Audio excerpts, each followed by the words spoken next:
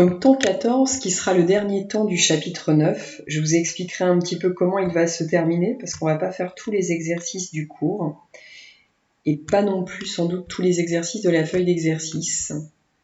Il y en a que j'ai jugé indispensables, donc que je vous ai déjà laissé chercher, et d'autres que j'aimerais bien reprendre avec vous, ou faire avec vous quand on se reverra.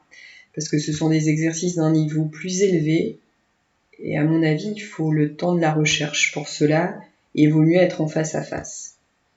Alors là, donc, ce qu'on va traiter aujourd'hui, c'est cet exemple, qui a un rapport avec le cours précédent, qui a un rapport aussi avec le tuto de correction que vous venez peut-être de regarder, qui, encore une fois, va essayer de remplacer une augmentation globale par une augmentation annuelle moyenne. La différence avec l'exercice précédent qui parlait de 30% au global, ici vous n'avez pas le pourcentage d'évolution globale dans cet exercice. Parce que ce que vous savez, c'est qu'une consommation d'électricité en Chine est passée de 293 kWh à 2455 kWh. Je ne sais pas si vous vous rendez compte à quel point c'est énorme. Et on est en 2008, mais mes nombres sont absolument plus d'actualité. Il faudrait aller regarder ce que c'est aujourd'hui en 2020. Ce qui pose le problème de ce qu'on appelle la croissance. Alors, dont vous parlez peut-être en écho, une croissance. Donc notre économie se dope à la croissance. Et on n'arrête pas de dire oui, croissance, mais en même temps, nous allons diminuer notre consommation d'énergie, nous allons essayer d'être le plus propre possible. Pour le moment, quand on observe l'évolution de la croissance de différents pays, c'est toujours couplé avec une augmentation de la dépense énergétique. D'ailleurs, on pourrait dire que c'est assez logique, c'est-à-dire que plus vous augmentez, enfin plus vous êtes en croissance, ça veut dire que vous allez aussi consommer. Plus vous consommez, plus vous avez besoin de produire, et plus vous avez besoin de produire, plus vous avez besoin d'énergie. En voilà un exemple. Vous avez ici une croissance en termes de consommation d'une forme d'énergie. Je rappelle aussi que derrière ce que nous sommes en train de faire, c'est-à-dire la consommation là que vous avez en regardant un tuto vidéo, il y a une consommation d'énergie très forte, mais qui nous semble immatérielle, on ne la voit pas. Vous branchez un PC, vous le chargez, vous branchez un téléphone portable, et le fait de regarder une vidéo ou d'utiliser un système Bluetooth va être très très consommateur d'énergie. Donc pour ceux que ça intéresse, je vous laisse aller observer cette consommation dont on ne parle pas, mais qui est bien là. Alors, si on veut donc déjà commencer par trouver le pourcentage d'évolution globale, vous allez utiliser votre formule d'écho, valeur finale moins valeur initiale sur valeur initiale. Donc ici, on est sur du 2455 moins 993 divisé par 993.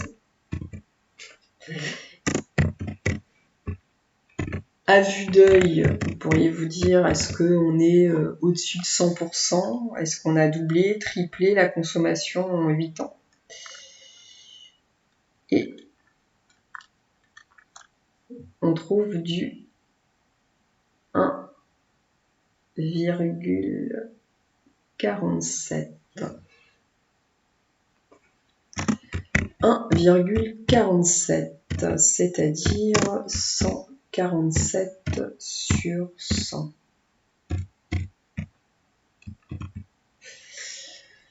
Donc 147 sur 100 en pourcentage d'évolution. Le pourcentage d'évolution globale, ce serait ça.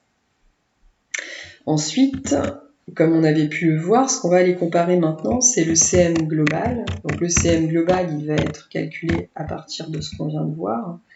1 plus notre 147 sur 100, c'est c'est-à-dire 2,47. Donc vous avez un CM global qui est ça, et on cherche l'augmentation moyenne par an en pourcentage sur 8 ans. On a quelque chose ici sur une échelle de temps de 8.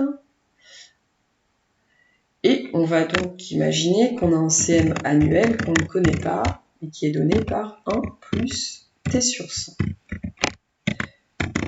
Et nous allons appliquer ça pendant 8 ans.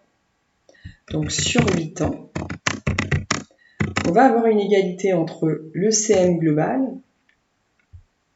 et le CM annuel à la puissance 8.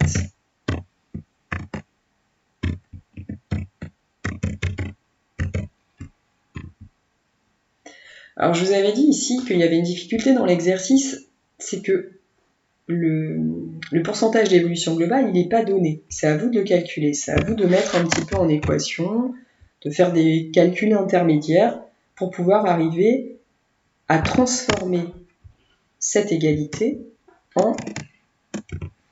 Ça, vous auriez pu le faire, je pense, peut-être sans trop de mal.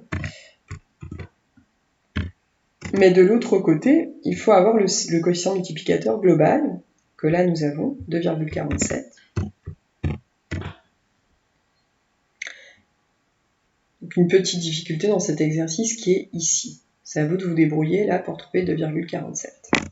Ensuite, pour résoudre ça, même méthode que dans le tuto précédent de correction, 1 plus t sur 100 est égal à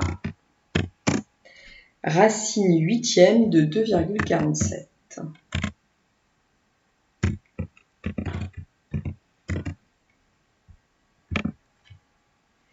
Et donc, ça, je vous ai dit, je vous ai conseillé d'aller chercher une valeur approchée à la calculatrice pour... Alors moi, je ne l'ai pas fait, je le fais en même temps. Ça fait 1,100, je vais dire 1,120. Là, c'est moi qui décide d'arrondir. Vous prenez autant de chiffres que vous voulez après la virgule. Ça, c'est vous qui décidez. 1,120, ça veut dire 1 plus 12 sur 100. Donc 1 plus 12 sur 100. Si on compare, ça veut dire qu'on a un t qui vaut 12, donc une augmentation de 12%. Donc d égale à 12, donc une augmentation annuelle moyenne de 12%, appliquée sur 8 ans.